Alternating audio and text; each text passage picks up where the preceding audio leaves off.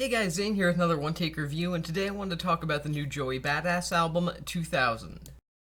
2000 is the latest studio album from rapper and songwriter Joey Badass, who, while not necessarily one of the big hitters in terms of name recognition in the hip-hop landscape at the moment, that's really just a handful of titles for a select few, Joey is still a pretty major cat within rap music at the moment, and he has an undyingly loyal fan base who have pretty much dubbed him the King of New York at this point. And while I do think that's an over-exaggeration to be sure, he still does understandably get the title, as his career has had a great amount of highs to it. 5 years after the release of his last studio album, All American Badass, which was decent enough for what it was, even if it wasn't totally mind-blowing, comes his latest record, 2000. But this is more than just another Joey Badass album, this is somewhat of a milestone for him. 2000 comes out at an important time in Joey's life, and especially in his career, as this record comes out, as this video is being recorded and most likely being uploaded, his debut mixtape, 1999, turns a decade old. It only takes a look at the title of 2000 to see what Joey is going for thematically, as it just seems like an attempt to demonstrate all of the artistic and personal growth that he has experienced in the 10 years since his first entry into the music industry. While this doesn't necessarily make 2000 superior to 1999 in any way, 1999 is a classic for a reason, the former is still very effective at demonstrating the evolution that Joey has faced over the course of the last 10 years.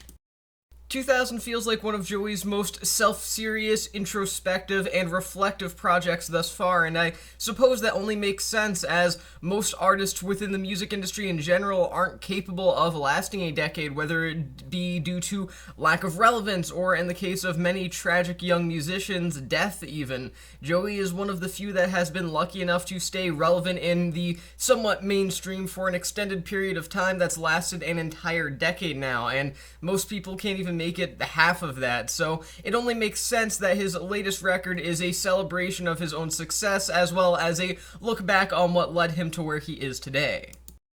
Throughout 2000, Joey's songwriting is still filled with the typical braggadocio that you would expect. After all, it is one of the founding pillars of hip-hop in general, but it is very obvious that since he has debuted, the rapper has really just grown in terms of both vocabulary, metaphor usage and variety, and general lyrical content. More than anything, though, Joey is deadly serious about himself and what he's talking about throughout the entirety of 2000, whether it be very serious tracks like Head High or the dropped out of high school, voted most likely to succeed line in Zip Codes. Everything here is taken pretty seriously, and he is rarely lighthearted or jokey in nature, and there are very few punchlines to be found throughout this record. 2000 sees Joey continue to demonstrate the mixture of wise sageness and that one over-determined guy that everybody knows personally in real life that his lyricism and songwriting has always honestly been about. Ironically enough, his work as a teenager on 1999 was perhaps a little more effective in terms of socially conscious lyrics, but at the same time, 2000 is still a very personal effort that feels very strong in terms of both delivery and emotional tone.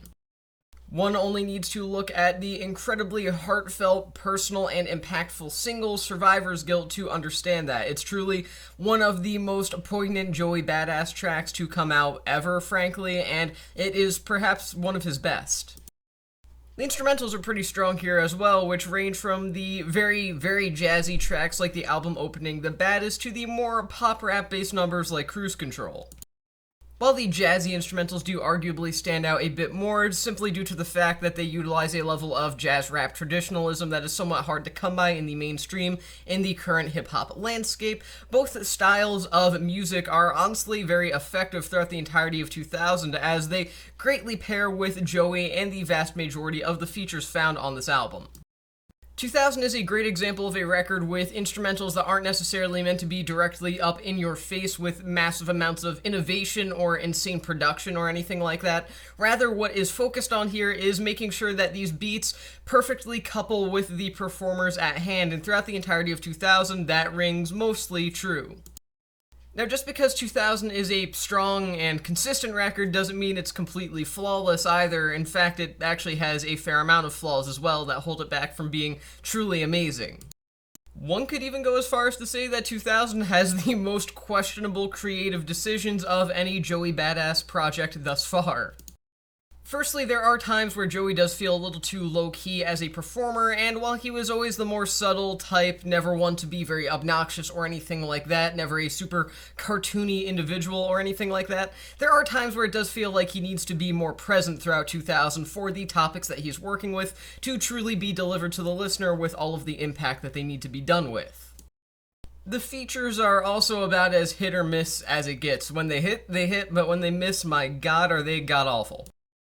Westside Gunn and Jid are predictably brilliant, especially Westside Gunn, who completely outshines Joey in pretty much every possible way. And plus, it's always nice to hear a new Jid feature, too. I mean, the man's probably never gonna drop his next album ever, so you know what, if it has to be features for the rest of my life, so be it. The man's a great MC. That being said, Diddy and Larry June's appearances feel completely unremarkable to say the least, but they are nothing in comparison to the absolute travesty that is Chris Brown's appearance. Brown appears on the album Low Light Welcome Back, and even his disgusting abuse of Rihanna aside, having him on is still a tasteless affair nonetheless, as he has produced some of the worst pop R&B tracks about living the rock star life and falling in or out of love that the last 15 years have seen. He is just truly a laughable performer at best.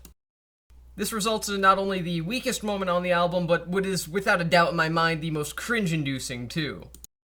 When people ask me, can a feature truly ruin a song, it's easy to look at people like Big Sean or Rick Ross as ultimate examples of just truly horrible rappers that can be featured on an otherwise great song and dragged down into an extreme level to the point the song's not good anymore, but Chris Brown might take the cake as the worst feature on any song I've heard this year so far.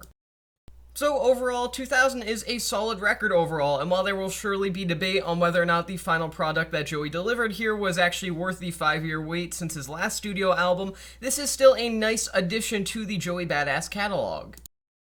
I'm going to give this album 3.5 stars out of 5. My one take on this album is that 2000 is not only an example of Joey Badass's strengths as a songwriter as well as a rapper, but it's also an example of how the artist has slowly grown over the course of the last 10 years since he first debuted with his first mixtape. So again, 3.5 stars out of 5, and with that being said, that's the end of this review, and I'll see you guys in the next one.